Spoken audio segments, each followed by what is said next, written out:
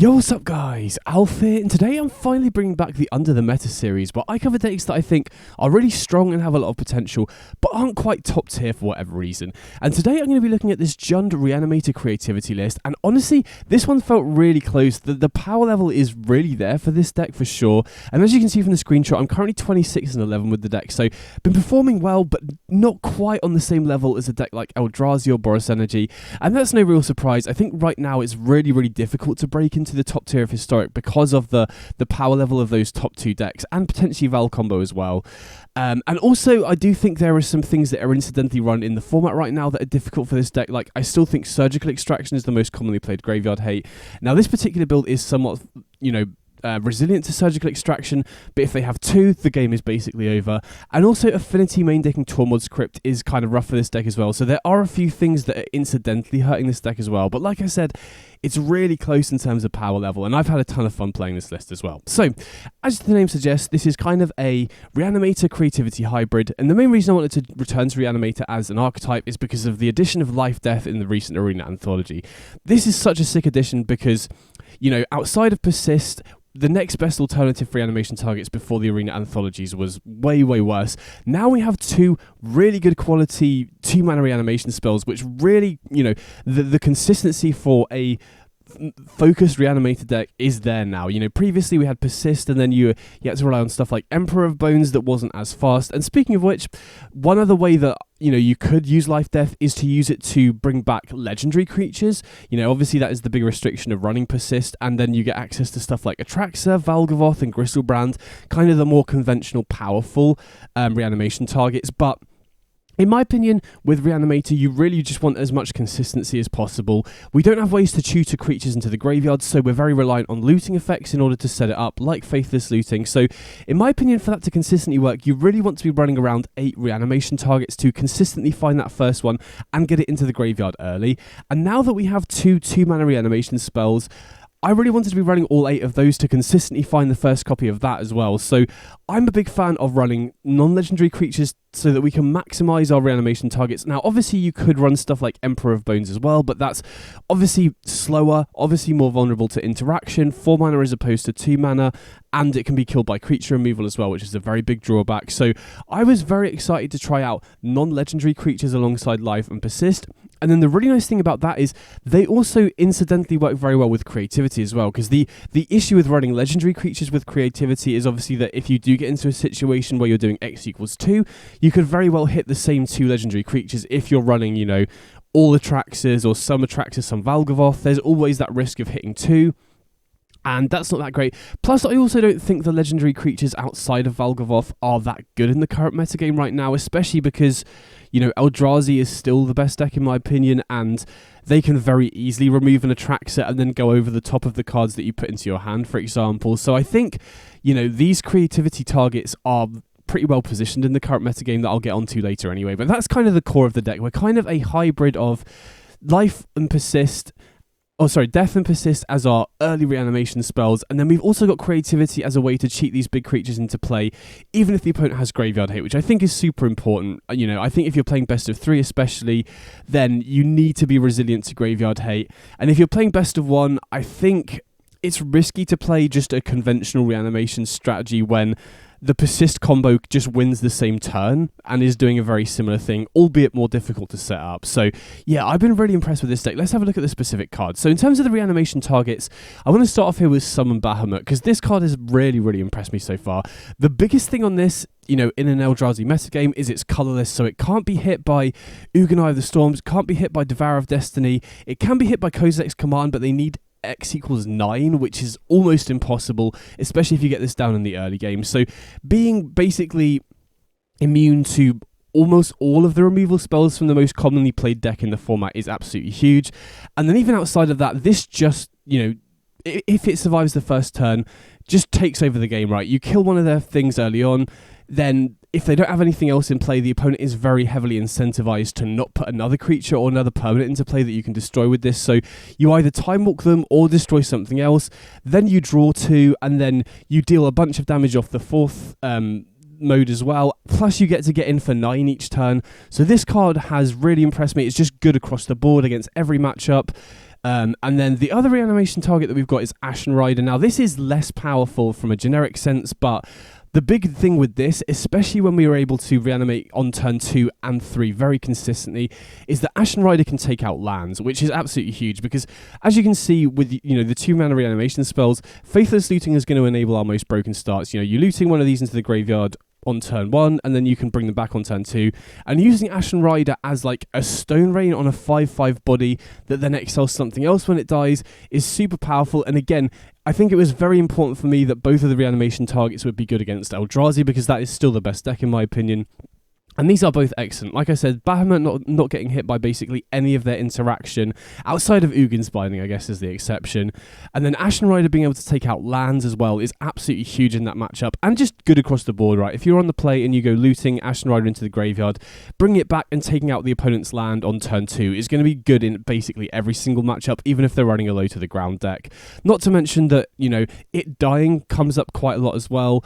Right, we can get it into play off a reanimation spell, then target it with creativity, get the die trigger to exile something, and then get another one or another summon Bahamut. And then if you can start copying it with Reflection of Kiki-Jiki, that's going to start exiling 2 or 3 permanents a turn.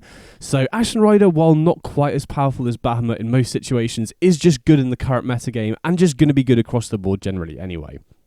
So the tricky thing here outside of these is consistently getting these into the graveyard whilst also consistently having artifact tokens for creativity. So if you're not familiar with how creativity works, the idea here is that we don't have any actual artifacts in the deck, but we have a lot of cards that can create artifact tokens, so that when we target our own artifact tokens with creativity, we can get these creatures into play. And then, like I said, this can go up to X equals 2 or even higher as well. And the fact that all of our creatures are non-legendary means that we're always guaranteed to get, double hits off this as well, which is absolutely huge. So basically every single card in our deck enables us to discard these into the graveyard for a reanimation target, and also produces tokens for creativity as well. The one exception for that is obviously Faithless Looting. This only loots into the graveyard, but to enable the turn 2 reanimation spells, this is absolutely worth running, even though it doesn't produce a token for creativity. So obviously Looting is here to enable those turn 2 starts, and it is just broken across the board, right? No one's going to have graveyard hate outside of Affinity game 1. So, these hands where you have a Looting into a reanimation spell is just going to steal so many game 1s.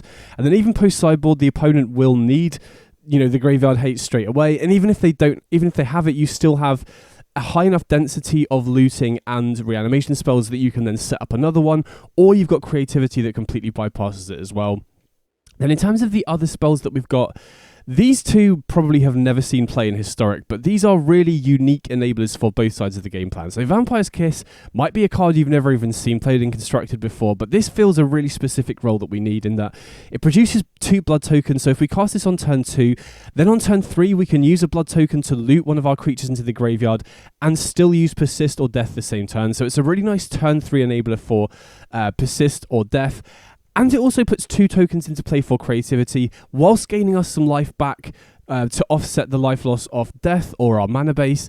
And I've also just sometimes won games by attacking in with our reanimation target, putting the opponent down to 2, and then not expecting us to have a way to just deal 2 direct damage. So Vampire's Kiss, probably a card you never thought would see play in Historic, but it fills a really important role in this deck. And then similarly, we've got Invasion of Urgamon here as well, which gives us a way to loot away our reanimation target and produces a treasure token for creativity as well. So these both enable both sides of the deck. And then finally, unsurprisingly, we've got Fable of the Mirror Breaker, which is the highest quality card that does that sort of thing, right? Comes down, just generically powerful card, creates a 2/2 token that we can target with creativity, that can also produce treasure tokens that we can target with creativity. Chapter 2 provides us a way to loot our reanimation targets into the graveyard, even in multiples, which is really useful. And then Reflection of Kiki-Jiki is broken with these cards, right? If you can get to a game state where you can start copying them, especially Ashen Rider, because you get a trigger when you create the copy and also when the copy dies, and also especially with Summon Bahamut, because if you set a stop during your upkeep and you copy this before extra saga counters will be put on, the copy instantly goes to chapter 1 to destroy something, and then when the lore counter goes on, you get to destroy something else as well.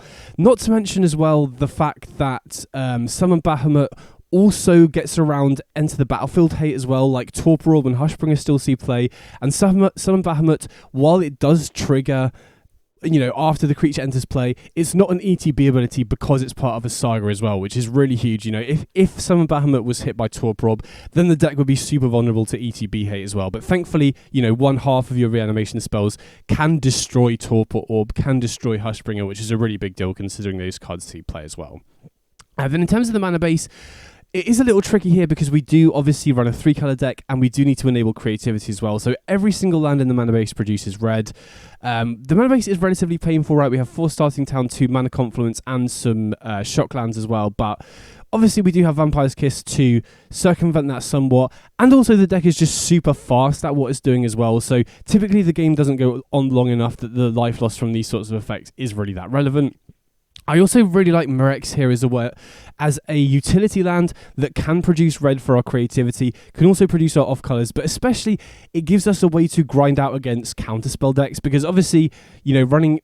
I mean, the 2 mana reanimation spells, if you're on the play, can get around counterspells, but having all of your, top end hit by counterspells is risky against those sorts of tempo decks. So having Mirex as a way to just go, produce a bunch of tokens, tax them for playing at instant speed, whilst also producing tokens for creativity is a really big deal. And the big advantage of running this over something like Phyrexian Scrapyard, which could more easily enable the reanimation part of the deck, is that it can produce red the turn it comes down. So it is a good enabler for creativity. If you're running lands like Mutavault or, like I said, Phyrexian Scrapyard, it makes using creativity and getting green and black for your off colors much more difficult. So Mirex has felt really, really good in the mana bases of 4 of as well. Then in terms of the sideboard, we've got Fatal Push here. Like, obviously, the big thing in the main deck here that you might notice is we don't have any, cheap interaction. But the way this deck plays, our reanimation spells and our creativity targets are the interaction. We basically just want to spend our early turns setting up our reanimation or our creativity, and then our reanimation spells or our creativity targets act as our interaction, if that makes sense. However, having said that, I do still want to have cheap interaction in the sideboard for matchups like auras, for wizards, for the low to the ground Eldrazi builds with Linebreaker and Fleshraker. Just having this is really important. And we obviously do have a lot of ways to produce tokens, which we can crack to enable Revolt as well. So we can obviously kill bigger creatures more easily than most other decks can. Then we got Surgical Extraction. Obviously, one of the downsides of playing creativity is you can't run any of your own artifacts because it then interferes with creativity. But thankfully, we still have Surgical to give us good quality graveyard hate for mirror matches or just, any other deck that is utilizing the graveyard heavily as part of their main game plan.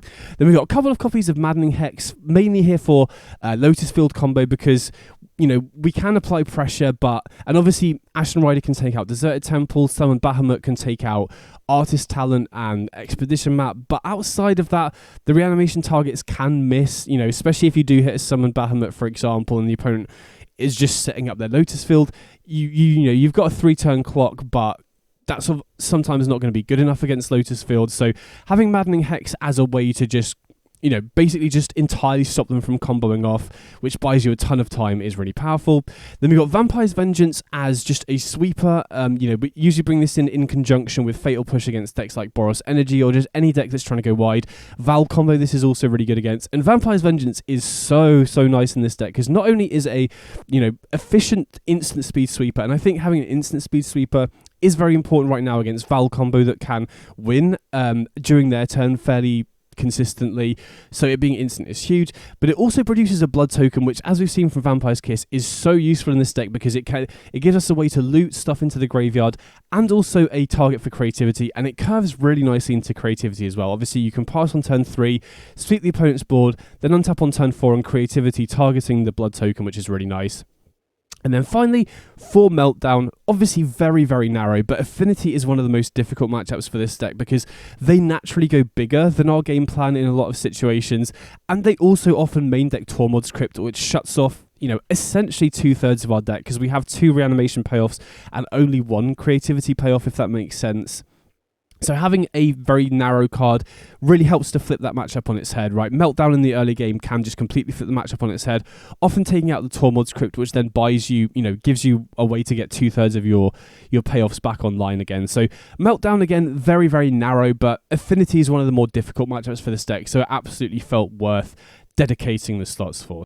So I've already kind of touched on the reasons why I think this deck isn't quite top tier, and the main reasons for that are just that Surgical Extraction is the most commonly played graveyard hate still, I think, And to be fair, this list is relatively resilient to Surgical because you have 2 different reanimation targets and you've got creativity as well. So I've managed to win through a single Surgical Extraction many times with this deck, but if they have a second one and they extract both of your reanimation targets, you're then just relying on Fable of the Mirror Breaker, maybe a flipped Invasion of Urgamon. Oh, I didn't even mention this. Urgamon is really nice in play because, you know, you can attack it with Ashen Rider or Bahamut to flip it, get another discard, turn one of your lands into another invasion, for example, and then it's also another creature in play that you can target with creativity. So Invasion of Urgamon isn't just an enabler, it does provide you with some extra utility once you have a reanimation target in play as well. But anyway, I digress. If you get both of your reanimation targets extracted, then you are just reliant on like Fable and Mirex to win, which is so difficult to do. Not to mention it, you know, you're still vulnerable to like Thoughtseize on your creativity, and then they can Surgical that, which then, you know, leaves you reliant on your reanimation spells. So that is one potential issue. Additionally, Tormod's Crypt being main decked in Affinity is also tricky because, like I said, 2/3 of your deck is reliant on the graveyard. And so if you happen to keep a draw that is reliant on your reanimation spells and the Affinity opponent has Tormod's Crypt, their deck also naturally goes bigger than you, so if you don't get off to a fast start, they're just going to go over the top of you, even if you do manage to get your big creatures into play a lot of the time. So that's another issue. And then on top of that, like I said, counterspell decks can be tricky. Now, we do have Mirex, and a high enough density of stuff to hopefully play through that, but typically right now, the counterspell decks run good proactive threats as well. So if the opponent can stick a Tamiyo or a Psychic Frog and then counter your reanimation spells or your creativity, then it's tricky because Mirex doesn't get the job done there. They're on the board already and they can start applying pressure that way. So that's another potential weakness. But outside of that, I think the power level is really there. The opponent really needs to have the right interaction for you not to just overwhelm them in the early game.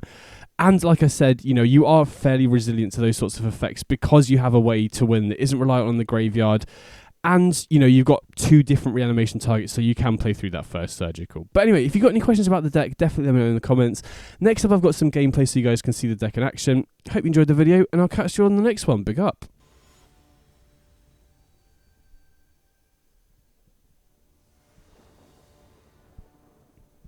Okay, so we're going second here. And I can't keep this one. You know, we've got Fable into creativity, but nothing before 10-3 is just too slow. This one we can keep though, obviously, right? Looting on turn 1, into death on turn 2. I'm going to put back the invasion just because we don't have any green mana yet, and there's always a chance they could Thoughtseize, in which case we want to have that second looting available. I mean, I guess if they Thoughtseize, they take the death, but we would have found another persist anyway. So I think here we want to put back the Ashen Rider and the looting, and then even if the opponent does have a Thoughtseize here, we have 2 different reanimation spells here. So interestingly, opponents on Gigantha and Blooming Marsh. Seen a lot of Yawgmoth recently, but obviously this can't be Yawgmoth if they're running Gigantha. So okay, Jund. So it looks like they're, you know, on the Goyf package. So here I think I'm going to persist. Oftentimes it's best to go with death if you have an invasion, because having a 5 power creature to be able to attack down the invasion straight away is huge. And obviously we could have taken out the Tarmogoyf, but I think on the play here, you know, I think I'm going to take out I think it's better to take out the land, although they do have another land into the Hierarch, but at least that limits what, you know, how they can curve out here at the very least. And then another Ashen Rider is really nice here, because now we can pitch that and then use death to get it back. I don't think we want to take unnecessary damage here, really, especially because they're probably on Pyrogoyf, and we're going to be taking damage off this death here as well, most likely, unless they have a Thoughtseize. So there is an argument to maybe taking out the Tarmogoyf instead. Oh, they're on Grist as well. If I'd known they're on Grist, I think probably taking out the Tarmogoyf makes more sense. Although, they're taking out the Ashen Rider here, which does give us a clear way to take out the Grist. So I actually think we're pretty far up on that exchange now, because now we can just attack down the Grist. And drawing looting is also nice here, because it means that we can get value off the loot off the Fable of the Mirror Breaker. And so I think we're just going to attack down the Grist here, make another token, which then, you know, makes creativity a better top deck, and then we're going to use death and take out another one of their lands. So I do think, regardless of the matchup, if you're on the play and you've got an Ashen Rider, it's almost always better to take out their land, because, you know, if they don't have enough land drops, then that completely shuts them out of the game. I'm going to choose not to put the, you know, obviously we could have played Stomping Ground untapped into Vampire's Kiss, but I don't want to take any unnecessary damage here. We're already way far ahead on board, and the opponent just keeps it up. So that felt very good. So against midrange here, I think typically I like bringing out death in most matchups, because Post-sideboard, they're obviously going to have more graveyard hate. Now, against Eldrazi, I think our proactive game plan is just goes over the top of what they're doing, because they go over the top of what you're doing if the game goes long, but we can do what we're doing way quicker. So against Eldrazi, I usually don't sideboard at all and keep everything intact, especially because a lot of the time they don't have that much graveyard hate post-sideboard for you, apart from maybe like a Bajuka Bog that they can tutor off Micah Spawn. But most other matchups where I'm bringing in extra interaction or other cards, I trim on Death, because it's just, in this particular list, almost always strictly worse than Persist. Now, obviously, the exception to that is if you persist Ashen Rider and you've got Invasion of Urgamon, then 4 power as opposed to 5 makes a difference there. But the life loss off Death is a pretty big downside. Now, this hand, obviously, we do need a little bit of help if we can find a reanimation target for the Persist. Now, we don't get lucky and find one, unfortunately, but we do have Invasion of Urgamon into Creativity as a backup here, which makes this hand safer to keep, I think, right? I don't typically like, especially on a 7-card hand, keeping a hand with looting and reanimation spells, because if you just don't find a reanimation spell, you're just not really doing anything. But if you go down to a 6-card hand, I think those hands are more defensible to keep, and like we've got here, we've got kind of a backup plan. Now, interestingly, they take Persist as opposed to Creativity, which makes me think they probably have another discard spell, which is a little rough. I'm going to pitch the Mountain here. I mean, maybe it's safer to pitch the Stomping Ground instead, because we don't want to take unnecessary damage and we've already got green, but it conceals information. But having said that, I do think taking unnecessary damage in this matchup when they have Pyroglyph is possibly a mistake, so there's a chance I'm maybe supposed to ditch the Stomping Ground instead there. So I'm kind of surprised they didn't play a discard spell there, because I feel like they probably should have taken the Creativity, considering we had a reanimation spell but no target in the graveyard yet. But it looks like they don't have another discard spell, so we might just be clear to go for Creativity next turn now. Now, obviously, they could have another discard spell this turn. They could have a way to take out the artifact token as well, potentially like an Abrupt Decay or something like that, which would be rough. But, at this point, we just got to hope to Creativity. So they do get in for 5, which gets them another creature back from the graveyard. It's going to be, start getting them advantage. Okay, they are on Surgical, which is good to know. And one thing that's worth bearing in mind as well, I mean, players can bluff Surgical, but that involves playing the whole game in full control mode, and oftentimes it's kind of easy to tell when they're doing it. So for the most part, people don't do that sort of thing, and you can tell if they're getting priority when they don't have anything to do that they have it, and you can kind of play around it that way. So in this spot, it's kind of nice. It doesn't really matter what we hit, right, because we can take out both of their creatures here, really. If we hit a Summon Bahamut, we can take out the Pyroglyph and then trade with the Barrowglyph in combat.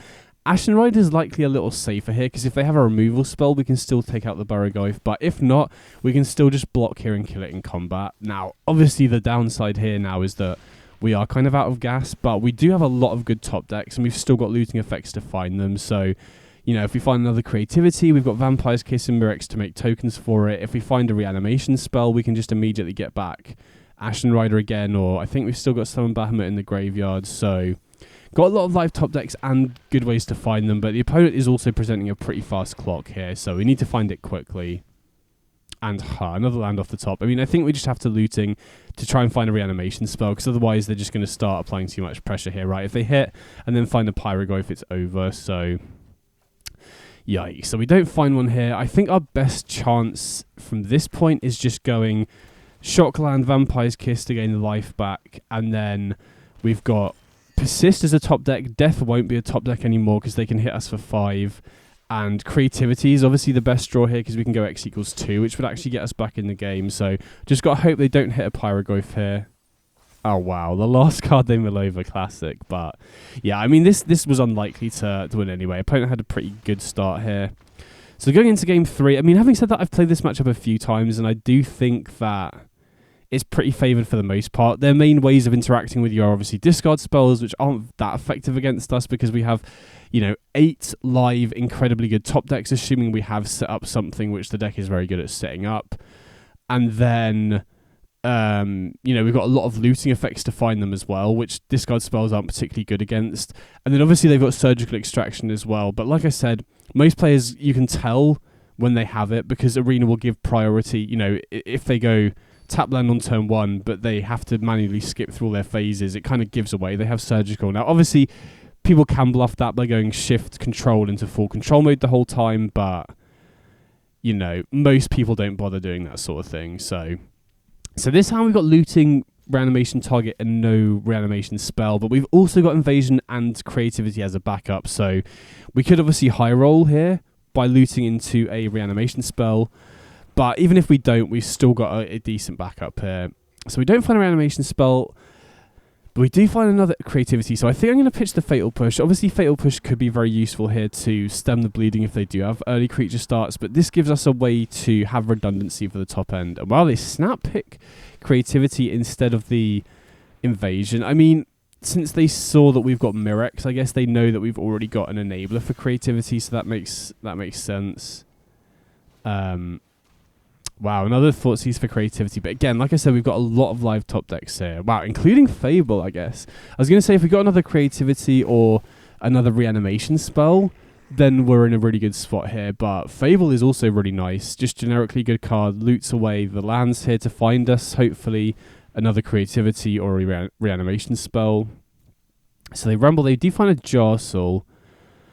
And they do have a Thoughtseize in the bin here, so we need to be wary of that. And they choose to bin the Pyroglyph, which I guess makes sense, right? They want to have discard spells. And we do find another Bahamut, so hopefully we can find a creativity or a reanimation spell off this looting. And we've got a pretty good chance of doing it. We find the Persist, that's huge. So I think rather than going face, I'm going to attack down the invasion here, because flipping that is generally more useful in these grindier matchups, especially if the opponent was at a lower life total. Then going face I think would be a bit better. But now we can go summon Bahamut, take out the spawn token to just give them less mana, and now we do know that they can go Jarsoul into Thoughtseize to take away our invasion, so we could potentially play that to just create a treasure token. But if they just spend their turn going Jarsoul Thoughtseize, we just kill the Jarsoul with Bahamut. So I actually think that's good for us. I would actually quite like them to just run out the Jarsoul here. But they're kind of in a tough spot where if they don't have a removal spell for Bahamut, which I'm not sure how many they would run in a deck like this, then they're kind of incentivized to just not play anything this turn, which would just, you know, allow us to get in for 10 or flip the invasion. Yeah, they just scoop it up, so we got there nice.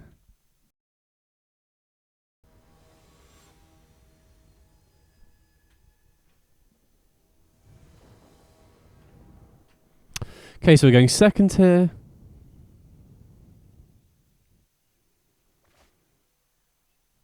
And I don't think we can keep this one, right? We've got Vampire's Kiss and Persist. If one of these lands was Reanimation's target, then definitely going to be keeping that one. Okay, I mean, this isn't ideal, but I think on a 6 we probably have to keep this one and just really hope that we hit a Reanimation spell or a creativity off this looting. I mean, I'm not thrilled to keep this one, though, especially on the draw. So really got to hope to hit a Persist or a Death or a creativity here, which, yikes, we don't hit either. So I think I'm going to pitch a land and a Bahamut here. So if we draw another land, we can obviously pitch that to invasion next turn. If we don't, then we can consider pitching that instead. And then hopefully we can find a reanimation spell off the invasion. Okay, so shifting woodland. So not sure if this is a slow Eldrazi start or we're against woodland combo. But either way, we're going to run out the invasion, and then, yeah, we're not drawing very well at all here. These sorts of hands are risky to keep because, you know, there's always a chance that you don't loot into it. Oh, wow, Stone Rain. Are we against Ponza here? I guess it could still be just Gruul Eldrazi, but they just didn't have any colorless lands to cast their, you know, Kozilek's commands and whatnot.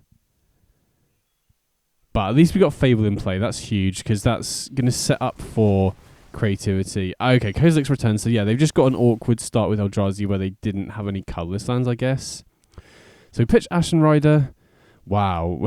Still not finding any payoffs here, but thankfully the opponent's also got a slow start, so, you know, and we get a lot of looting off these Fables. Hopefully Fable survives here. But I doubt they've got many main deck ways of removing Fable if they are playing Eldrazi. You know, maybe Worldbreaker or Boseiju, probably the only main deck ones I can think of. Okay, another Kozilek's return. But we get to flip the Fable here, so if we do find a creativity off these loots, we can still use it this turn. Okay, we found Persist, that's huge. So now we can Persist Ashen Rider. Summon Bahamut wouldn't be as good here, obviously, because it could take out the Sprawl, but not the actual land itself. And now we're in a great position, I think. Obviously, you know, the opponent's obviously looking for a colorless land here, I'd imagine. Yeah, okay, good to see. Again, we still won't confirm they're on Eldrazi, but if they're on Kozilek's Return, that's a pretty big giveaway. So now they have got Woodland online, but nothing great to copy it, and they do find an Eldrazi Temple, but, now we can start copying Ashen Rider, right? Very unlikely they're running Dismember in the main. Even if they are, we still get the Death trigger. So we can copy the Ashen Rider, exile their Eldrazi Temple, and then, when that one dies, we can also take out their Shifting Woodland as well. We can also flip the Invasion here to replace one of these lands with another looting effect. And I have considered running a one-of another Invasion to get more utility off this, but I think if you've already got a Reanimation target in play and you're attacking down Invasion, you're probably in a good spot anyway, so I don't really feel like that's worth it in my opinion. And then we can go for Invasion again, so if we hit another Reanimation spell, we can go for it this turn to take out the Spawn token as well, which would leave them with only the Forest in play. I mean, I think we're probably winning this regardless, but... Okay, only find a looting, but now the token copy dies, so we get another trigger, get to exile their Shifting Woodland. So obviously we got kind of lucky that they had a slow start, but they also got kind of lucky that we didn't find any of our payoffs in the first few loots that we found. So Eldrazi has felt like a really good matchup to me, and it's one of the only matchups where I just don't sideboard at all. Like, if Eldrazi starts increasing in the amount of graveyard hate they board in against us, then maybe it's worth considering. And they obviously have Kozilek's Commander's graveyard hate, plus they likely have Bojuka Bog as a tutorable land to get off Sowing Mycospawn Spawn as well. But for the most part, your game plan is just much, much faster than theirs, and your creatures that you cheat into play are very good in the matchup. As we saw, the Ashen Rider can just snipe their lands early on, which is huge if you go looting turn 1, reanimate turn 2. And then Summon Bahamut is huge as well, because a lot of their early ramp outside of the lands relies on cards like Utopia Sprawl or the Talisman or Mind Stone or even the Spawn tokens. And then, it puts them in an awkward position where they either got to not commit to the board, which basically time walks them, or you just keep destroying their permanents every single turn. So this we can't keep, unfortunately. This we can, though. Turn 1 looting, turn 2 life, and unless they're boarding in Surgical against us or, hard graveyard hate, which most of the Eldrazi decks aren't, then we should be good. And even if they are, we still have creativity. Okay, so they exile 3 lands. No Utopia Sprawl means that we're not guaranteed to get value off the Bahamut here, but we do find an Ashen Rider, which is huge. So if they don't play anything else, we can still Ashen Rider here. Although, I don't know, if they haven't got like a... I'm interested they're on Demolition Field, but yeah, if they haven't got a land that produces 2 mana, I still think it's probably better to go Summon Bahamut instead of Ashen Rider, although obviously it depends what they've got. But since they've got a Spawn token as their main ramp here, I think I'm probably just going to go for Summon Bahamut instead of the Ashen Rider here, because we still cut them off a mana, albeit it's a temporary mana as opposed to a land, but they can win through Ashen Rider more easily than Bahamut from my experience, unless Ashen Rider is taking out like a land with a Utopia Sprawl, or an Eldrazi Temple, or an Imprinted Ugin's Labyrinth, right? So now they're in an awkward position. I guess Mycospawn Spawn, they still get the land, but we get to take out the Mycospawn Spawn with the Bahamut. But yeah, they're put in a position where they're incentivized to not put anything into play here. So we kind of time walk them. I guess they could still have Kozilek's Command, but even that, there's not really much they can run, especially if they're not running Ugin's Binding, that can actually stop this Bahamut just killing them next turn, right? Because we've got Vampire's Kiss here, which puts them down to 9. And, if they're not running Ugin's Binding, their only way to kill the Bahamut that's commonly run is Kozilek's Command, and they need 11 mana to do that, so that's not even really a possibility here. So, Devourer doesn't kill it, Ugin Eye of the Storms doesn't kill it. What else do they run as removal? Worldbreaker doesn't do anything. Okay, they do have Kozilek's Command. They do choose to exile our graveyard, so pretty happy they don't scry and draw there, really.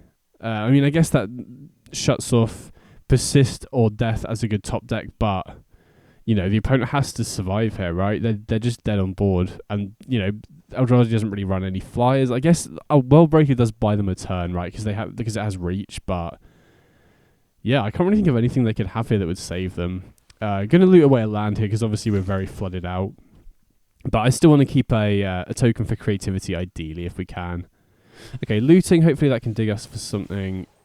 And we get to draw 2 as well. Okay, nice. So we found another reanimation target, so kind of feels like the opponent exiling the graveyard was kind of wasted here. But, okay, opponent just doesn't have anything, so we just get to attack him for lethal. Sweet.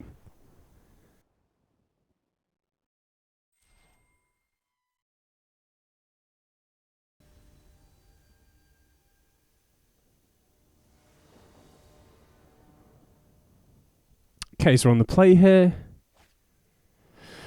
And, I mean, this one's close.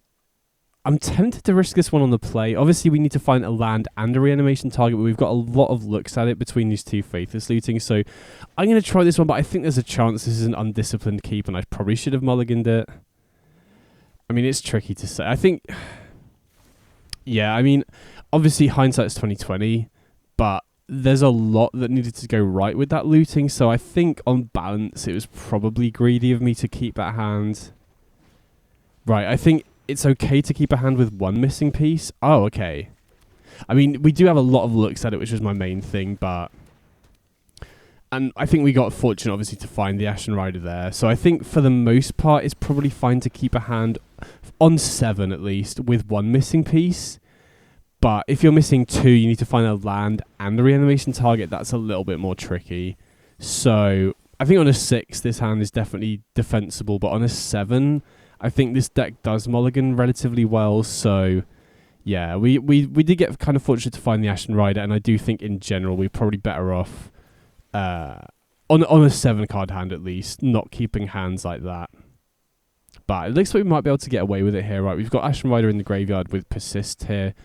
We've got enough mana to pay for the ward on the Lava Spur, because we definitely want to take out the Emery here. It's their only real concern at the moment. They do run Aether Spellbomb here, though, which is something we need to be wary of, because them bouncing our creatures is pretty effective against us. Obviously, we can loot them away and reanimate them again afterwards, but... And here, I'm going to go for Persist again. That might have been a slight misplay, actually, because with Invasion in play, I think getting back Ashen Rider as a 5/5 does actually make a pretty big difference. And Affinity doesn't really have that much direct damage that we need to be worried about. So, yeah, I think I probably made 2 mistakes this game. I think the keep was a little loose on a 7. I think if that was a 6, then it's definitely defensible. But I think for a 7, this deck can do better. And then I think, yeah, last turn I probably should have gone for Death rather than Persist. I think I'm just, acting a little bit too quickly without thinking. Okay, so we got Thoughtcast. Not really that much of a concern. I mean, I guess... with 2 Ornithopters in play, it doesn't really matter that much, but because they can just block anyway, but they're much more incentivized to trade. Okay, no Metallic Rebuke is nice. That is something I was a little bit concerned about there, and I do think I want to get this land in play just so that creativity is a good top deck. And I will attack the Invasion, yeah. See, they didn't block with either Ornithopter. I think if we'd brought back Ashen Rider as a 5/5, they probably are incentivized to block there, which then obviously reduces the amount of artifacts in play for Thought Monitor and Thoughtcast. So, yeah, I think I probably should have used Death there instead of Persist. So they got another Thoughtcast, which, if we had forced them into a block with Ashen Rider, would have probably been an extra mana, which would have then stopped them from using Kappa Cannoneer. So that's a little bit frustrating. Here we're just going to try and find another reanimation target, I guess. Okay, we don't have anything to bring back with Persist. We do have looting to give us another look for it, though. So I think we'll lead on the looting here. Oh, we find creativity. Okay, that's huge. So I'm going to pitch Death and Persist. And then... So they can obviously block the token. I think I am going to attack. Is it worth attacking? I mean, there's a chance they don't block here because we could have a removal spell that does 3 damage for 1 mana. Okay, yeah, opponent isn't falling for the bait, but we do get to flip the Invasion here, and then we can, potentially pitch the Assist for another land, but I'm not really sure that's worth it. I think we can just go for creativity X equals 2 here, and then We get 2 creatures and a death trigger from Ashen Rider, which is pretty big. Okay, 2 Summon Bahamut's nice. So now we can take out probably their artifact land with the Ashen Rider, and then Lava Spur Boots and Ornithopter. And then the nice thing here is, I think we're fine, or we're at least safe from dying to the Kappa Cannoneer this turn. And actually, looking back on it now, we probably are, well, we're much more likely to die this turn if we'd used Death, because we'd be 8 life less than we would be right now. And even if they do manage to take out one of these Summon Bahamuts with like an Aether Spell Bomb, we can kill Kappa Cannoneer here with the second trigger, because we have 4 mana to pay here. So maybe using Persist over Death. I mean, I think it's just, getting lucky. I think looking back on it, we probably should have used Death there regardless. And it didn't end up mattering here, thankfully. But, definitely interesting to look at those decisions again. Okay, yeah, opponent just scoops up, so we got there nice. So Affinity is one of the trickiest matchups with this deck for sure. So we're going to take out Death. As I said, when I'm sideboarding with this deck, I usually board out Death, because it is usually, the one exception last game obviously highlights that having a 5/5 Ashen Rider with Invasion can make a difference. But for the most part, taking 8 or 9 damage as opposed to not is such a big difference. Especially against decks that have good reach, like Goblin Bombardment decks and stuff like that. So, yeah, going to cut the Deaths and just bring in the Meltdowns, which should hopefully, help the matchup on its head a little bit.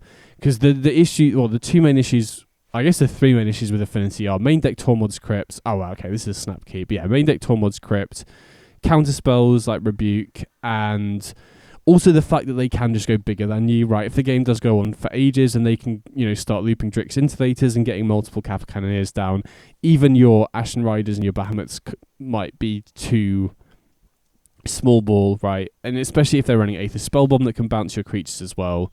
So having access to Meltdown as kind of just a way to really punish their starts as well really helps the matchup quite a lot. So this hand is obviously huge, right? We go looting 1, persist on turn 2. Do have to worry about Rebuke. Do have to worry about Tormod's Crypt here, though. So just got to pray they don't have either of those. I mean, even if they do, we can just hopefully draw into another persist or whatnot, or use creativity. So going to lead on looting here, obviously. Okay, we do find a Meltdown. So even if they do have a Tormod's Crypt or a Rebuke, we still have a good way to just shut off their proactive game plan, which is nice. So really hoping not to see Tormod's Crypt here. Or Rebuke. Or I guess Machinist's Dismissal as well is actually quite good against us. So, they've got a lot of stuff that is good against our proactive game plan. So we really need Meltdown to give us something that's really good against their proactive game plan, if that makes sense. So attacking with the Tamiyo. I really hope they tap out here. If they pass back, then it's like a really obvious Rebuke, but okay, that's a bit annoying. I mean, I still think we should probably go for Persist here, because there's a chance they're just, they've got Thoughtcast, Thought Monitor in hand, and they're going to crack the clue to try and find more gas, right? I don't just want to pass back or, play an invasion when we could potentially win the game on turn 2 with this Persist here, even though it's kind of obvious that they do have the Rebuke, but we at least have Meltdown, and, we've got good looting ways to find another reanimation spell or another creativity here. And honestly, I think, if we got Ashen Rider there, we'd probably take out the Tamiyo. They could still win through that, whereas Meltdown, especially now they've played a Seat of the Synod, is arguably more devastating. So if we've baited out the Rebuke on that as opposed to the Meltdown, I think I'm actually pretty happy about that. Especially because if they don't play anything else here, I mean, I guess we can't really play, we don't have enough mana to play around Rebuke, but we do have enough mana here to go Meltdown for X equals 0 and a Vampire's Kiss or Invasion if they do have another counter spell. They crack the clue. So they're just going to try and flip Tamiyo here, maybe?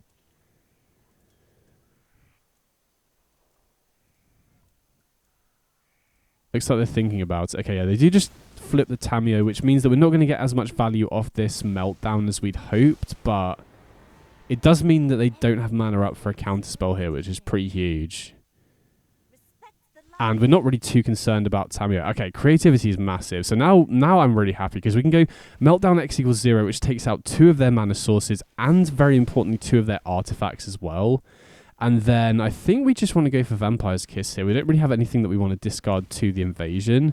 And this gives us with, keeps us with another target for creativity and another looting effect in case we do top deck another reanimation target we want to pitch. I mean, obviously we have invasion for that as well, but the fact that it's an activated ability rather than a cast makes us less vulnerable to counter spells. So, but yeah, if the opponent doesn't have many more mana sources and they've got Thoughtcast and Thought Monitors in their hand, then they're kind of stuck here. This is the reason why Meltdown is just kind of busted in this matchup. And the other thing is we don't really care about Tamiyo. Obviously they can use Tamiyo to rebuy Metallic Rebuke, but if they don't have another land drop or more artifacts here, then that doesn't actually really help them very much. And they could also be thinking, okay, I've got a Tamiyo flipped here early on. They've taken out most of my mana sources. So my way to win this game could just be to keep upticking Tamiyo to the ultimate and then use it to draw half the deck, which then clears the way for us to use creativity. And then all of our creativity targets can kill Tamiyo, which is pretty huge. So, opponent obviously in the tank here. They do have another land, so they could minus here and get Rebuke. But, they've got nothing else on the board, so I think... they have got Emissary, though, so... The worry here is they rebuild, use Tamiyo to -3 to get Rebuke back, and then we're kind of in trouble, but... Yeah, we'll see what they do. And again, even if they counter the creativity, we've got looting to try and find another one of our payoffs. We've already got 2 creativity targets in play. We've already got creatures in the graveyard to reanimate here. So even if they do get another counter spell, we've still got a decent chance of being able to win here, especially if they don't overcommit in order to have enough mana to pay for the counter spell. Okay, so they do have a Mox Amber as well, so they do have a decent way to rebuild here. Springleaf Drum. Okay, what else? Wow, they're just going to... Okay, they spent too much time thinking, so... They didn't even get to uptick the Tamiyo. So maybe got a little bit fortunate. If the opponent played a little bit faster there, then maybe they get back the Rebuke and they counter the creativity. But even if they did, we have a backup straight away, right? They would need to then find another one. They wouldn't have been able to rebuy it with Tamiyo. Now we can get an Ashen Rider, take out the Tamiyo. And now, if we draw another land here, we can creativity both the Ashen Rider and the token to not only get 2 more creatures, but also an Ashen Rider death trigger. So, obviously, we got lucky that the opponent took too long thinking and just timed out. But even if they had played, as best as they could against what our hand was with rebuying the Rebuke, we'd have still had a backup here. And if we did draw another land, we could have gone creativity X equals 2 on our 2 tokens anyway, right? Okay, so they do Emery, they do Thoughtcast. But again, I'm not too concerned. As long as they don't have another counterspell here, I think we should be good.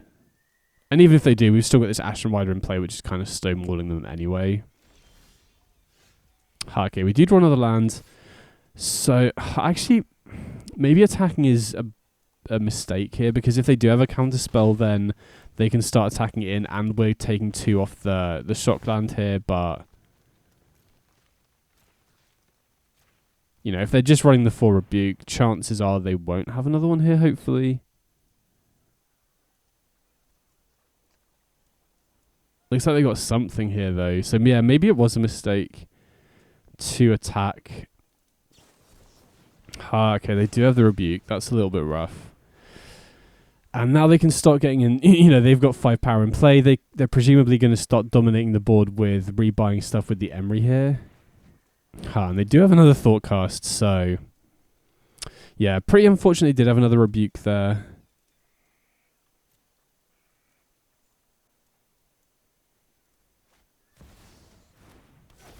And yeah, attacking I'm not sure about, because, they're going to be able to chump block for days with all these tokens they're making off Emissary, so...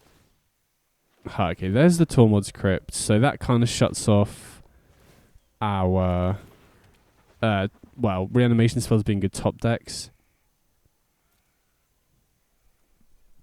And there's a chance they preemptively crack the Tormod's Crypt to stop us using Faithless Looting, but I think that's almost always a mistake. I guess they could crack it preemptively and then rebuy it with Emery, which I think is probably the better line from the opponent there, because getting an extra Ornithopter here doesn't really matter that much. Yeah, they crack it early. This always feels like a mistake to me. People used to do that against Faithless Looting all the time, because now if we draw a reanimation target into a reanimation spell, they're really in trouble. And people used to do that all the time with Phoenix, where they would preemptively... Oh, okay. Drew another creativity. I mean, this is the big advantage of running, 12 really powerful payoffs in your deck. You're very likely to draw into another one, especially with all your looting effects as well. So now we get, 2 Summon Bahamut's plus the Ashen Rider trigger, and suddenly we're just way ahead again.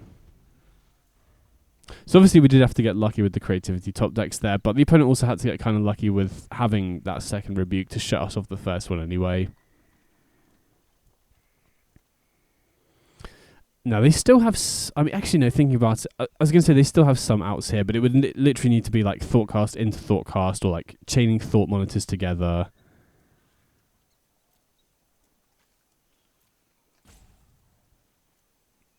But yeah, I feel pretty confident here, right? We can just start taking out their tokens and attacking in. So opponent in the tank here again.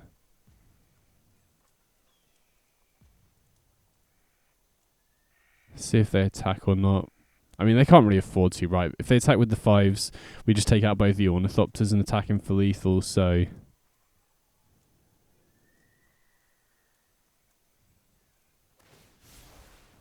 Oh, they do have Otawara.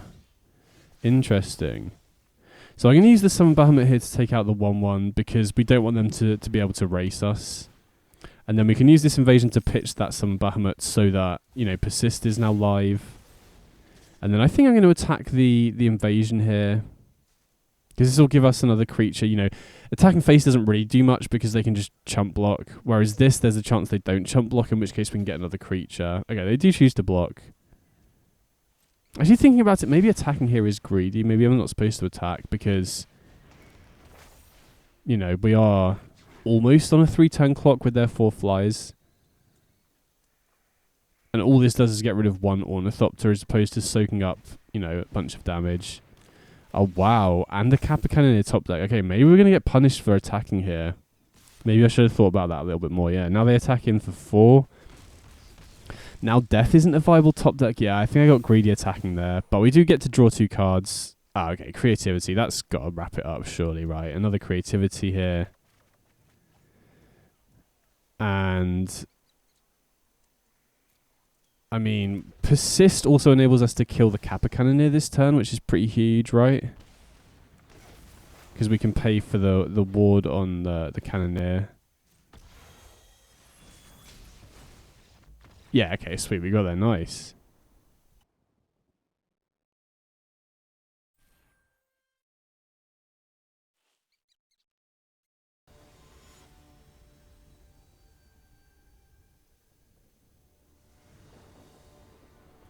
Okay, so we're going second here. And wow, okay. I mean, I think we've got to keep this, but really got to hope to find a black land and really got to hope they don't Thought Seize us turn 1. Okay, so... No, okay, thankfully we do find a land that can produce black.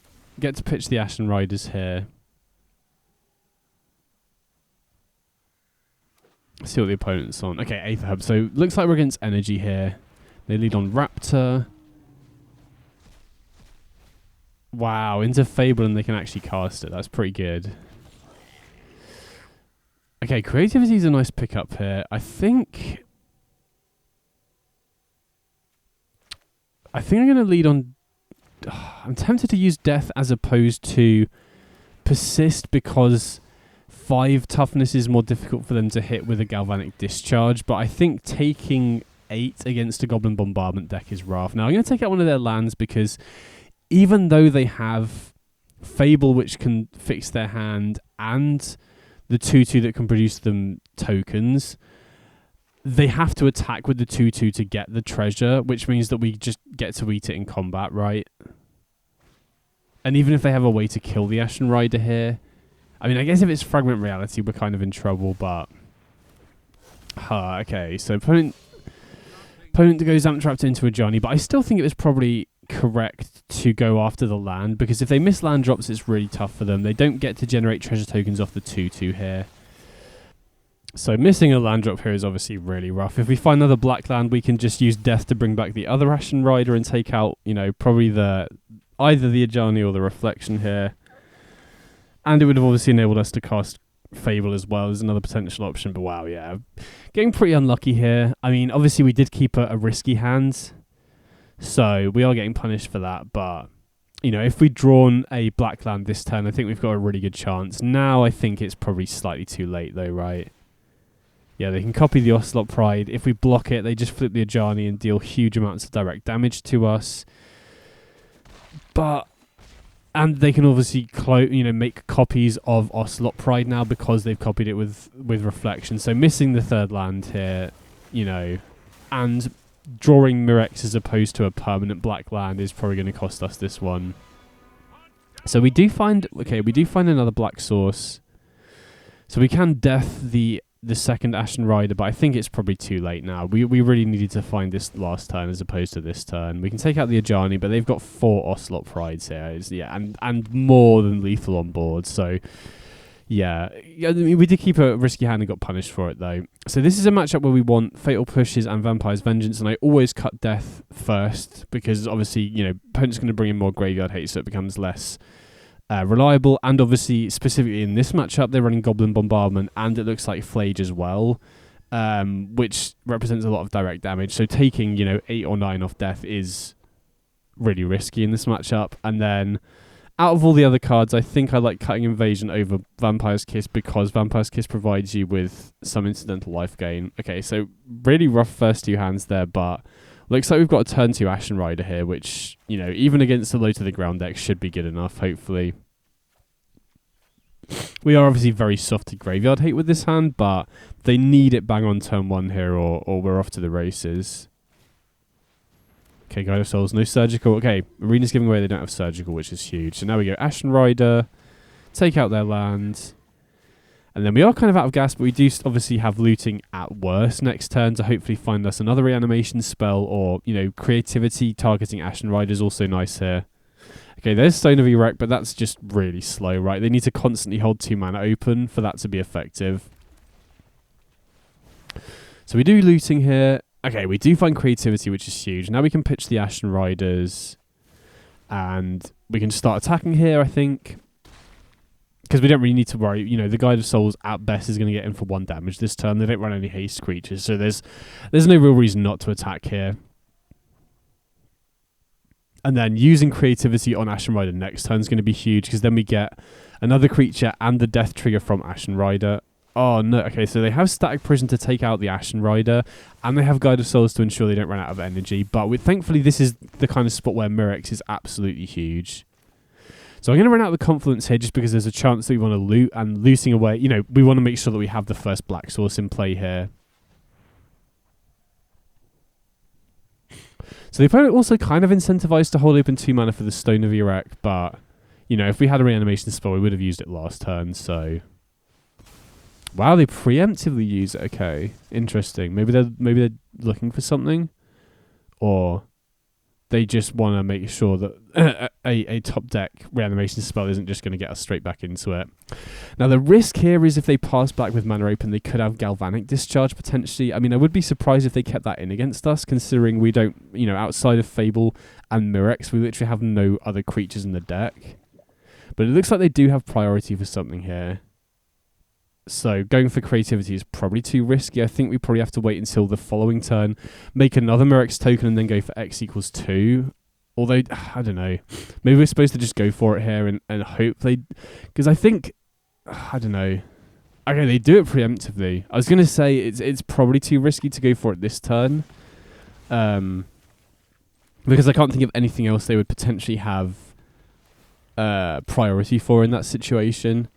So I think we just got passed back, go for another Mirex token, and then go for creativity after that. Okay, looks like they're tapping out here. That's huge. So we're guaranteed to get creativity off here. And now whatever we hit off the creativity, we can use to remove the static prison, to then get back the Ashen Rider, to then take out the Guide of Souls, which will be huge. I think at this point going after the lands isn't really going to make too much of a big difference. Although, I don't know, maybe it'll keep them off Escaping Flage. But I think, you know, Guide of Souls is going to do work, especially, you know, as they start casting more creatures. So go for the Mirex here, get a token into play. We can attack, and then we are flooding out, but hopefully, you know, it shouldn't matter once we get creativity going, because then we can get back the Ashen Rider, and then we'll be way ahead on board, right? So we creativity, see what we hit here. Okay, we hit Summon Bahamut, and we can take out the Static Prison. Maybe with these 2 flyers, we don't need to worry about Guide of Souls as much, but, you know, at this point they've already got 4 lands. I think, you know, using it as a stone rain isn't really going to do all that much. And then I'm going to hold on to the starting town to loot away with the Faithless Looting. You know, gives us more looks for good cards. Okay, they have the 1 ring. Okay, I'm a little surprised about that.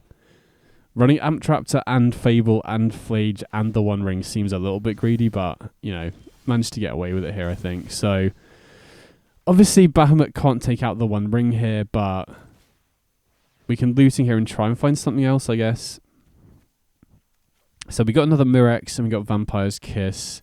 We obviously can't Vampire's Kiss this turn without targeting ourselves, which seems a little bit sketchy. I think I'm going to looting again, though, just because, you know, we do have another chance of finding a reanimation spell. Ooh, okay, interesting. So we can obviously persist this turn, but then we miss out on the trigger killing anything. So it might be better off waiting till next turn, then we can guarantee kill something. So yeah, I think we'll ship it back. Oh, actually, no, wait, hold on, because we'd still get the second destruction trigger off the Bahamut, so... And they're not likely to run any sweepers, so yeah, I think that was potentially a mistake, actually. Because, you know, even if we'd persisted last turn, if they'd used Static Prison on one of our creatures, the Bahamut's second trigger would kill the Static Prison anyway, so yeah, I think... Yeah, that was a mistake. I'm supposed to persist last turn. Plus now, you know, we've seen they've got Graveyard Hate that they need to cast like Stone of Erect, which they could use to shut down the persist. So yeah, that was a misplay on my part for sure. I think I'm definitely supposed to persist last turn. And then yeah, creativity would be even better this turn. So yeah, I think that was a bit of a mistake. If there was a chance they were running sweepers, then that's obviously a big difference, but... Yeah, here, I mean, I don't think it should end up mattering. I think we should still be good here. But yeah, if we'd done it last turn, we would have, you know, got in for an extra, well, a huge amount of damage here. Okay, so they discharged their token, but that doesn't really work here because we can just attack down the Ajani anyway. Yeah, okay, opponent scoops up. So thankfully we didn't get punished for that misplay, but...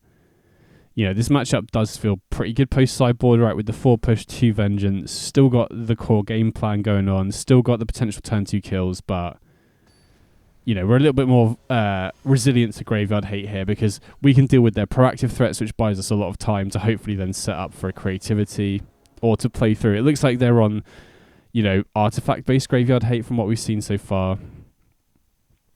I think we've got to mulligan this, because if the looting doesn't hit anything, we've not got anything till turn 3, and we've got no interaction either, so... it's close. Oh yeah, I think we've got to ship it back. This hand, I think we can keep, and I'm going to put back one of the creativities here, because this hand... I mean, obviously, we've got a good setup for creativity. Oh, wow. I was going to say, the big advantage of this hand is if we draw a persist, or... I guess we don't have death in the deck anymore, but if we do draw a persist... We can go Vampire's Kiss, loot away the Ashen Rider, and then persist on turn 3. Pretty strong start from the opponent, though, which is scary. So we'll play the Confluence because we don't want to lose out on the, you know, the 1 turn of coloured mana for Mirex if we don't need to. And then it's always worth looting first, assuming you already have another black land in play, just in case you draw a starting town or a fast land that would be entering tapped on later turns, which would actually make a difference with this hand because we obviously need an untapped land on turn 4 in order to use creativity. So now we can bring back the Ashen Rider, and I think we'll probably take out the Ajani here since that's the biggest threat. We're not really too concerned about Guide of Souls when our creature has flying here.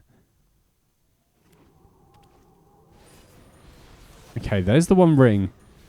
I really, really want to draw an untapped land here. Oh, man. I was going to say, because then we can We can Creativity the Ashen Rider and exile the One Ring before it gets to activate, which is pretty huge.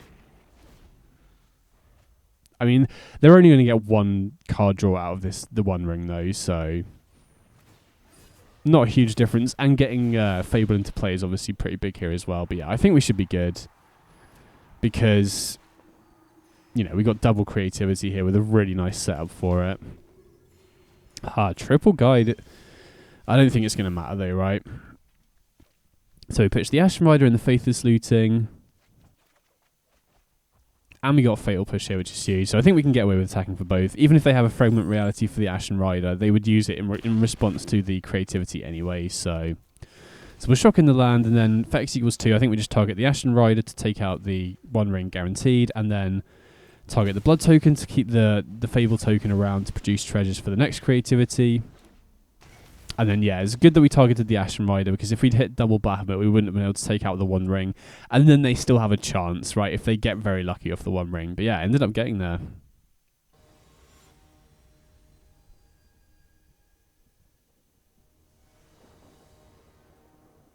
Okay, so we're going first here. And yeah, we'll keep this, right? Turn 1 Looting into turn 2 Death on likely Ashen Rider because it'll take out land, but if they play a permanent that's important to kill, we can obviously go for Bahamut instead. But yeah, always got to keep these sorts of hands. So we're obviously looting away the Bahamut and the Ashen Rider. Little bit worrying that we don't find another land here, especially because this Mirrex is our only black source. So if they do somehow manage to play through the first reanimation spell... Oh wow, turn 1 Eldrazi Temple, perfect. So this is where Ashen Rider is really in this element, right? Stone Rain the opponent on turn 2, put a 5/5 into play, take out their Eldrazi Temple, and we found a third land for the Fable as well, and then we can Creativity the Ashen Rider, take out another land on, you know, turn 4.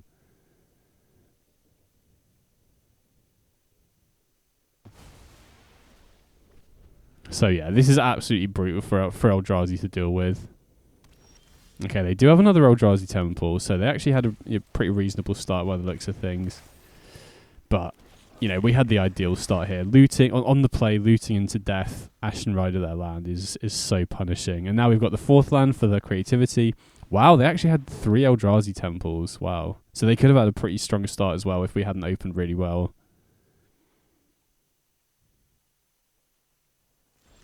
Oh, looks like they had priority for something there. Not sure what that was. So I think we just pitched the invasion here. Attacking for both, and then we can just Creativity X equals 2. Target the Ashen Rider and the token, and then, you know, take out one of their lands. Take out... Well, even if we hit 2 Bahamuts, we can at least take out the Talisman, but if we hit 1 Ashen Rider, we can wipe out basically their entire board. Okay, so we only hit 1...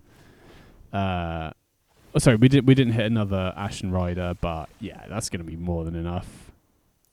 So again, Eldrazi is basically the only matchup where I don't sideboard at all, so I'm just going to ship it back.